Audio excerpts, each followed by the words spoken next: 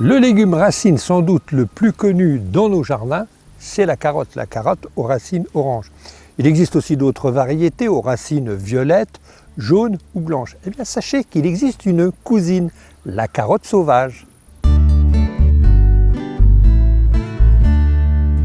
Faisons maintenant connaissance avec cette carotte sauvage, facile à reconnaître la deuxième année d'existence, lorsqu'apparaissent ses fleurs. En effet, cette apiacée, anciennement ombellifère, est très abondante dans toute l'Europe. Elle est surtout présente dans les prés secs, au bord des routes, dans les terrains cultes ou comme ici, dans une pelouse sèche.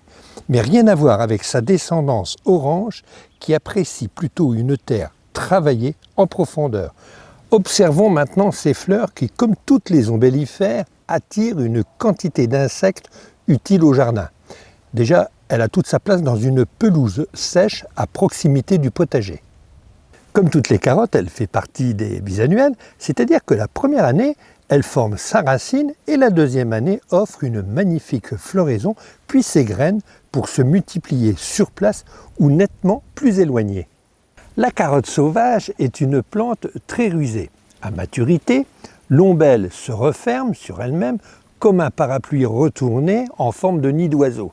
Une stratégie pour disséminer ses graines. Imaginons qu'un lièvre ou un lapin ou un renard, pourquoi pas, passe à proximité des ombelles. De longs aiguillons avec des graines s'accrochent sur les poils des bêtes. Bête ou pas bête, il peut aussi s'agir du pantalon d'un humain. Si la racine de la carotte sauvage, la première année d'existence, est plus savoureuse et plus sucrée que celle de la carotte cultivée, il faut tout de même s'en méfier, car il y a une forte ressemblance entre la grande ciguë. Une plante très toxique, voire très dangereuse. Mais on peut quand même faire la différence lorsqu'on froisse une feuille de la grande ciguë, une odeur très désagréable d'urine de souris se dégage.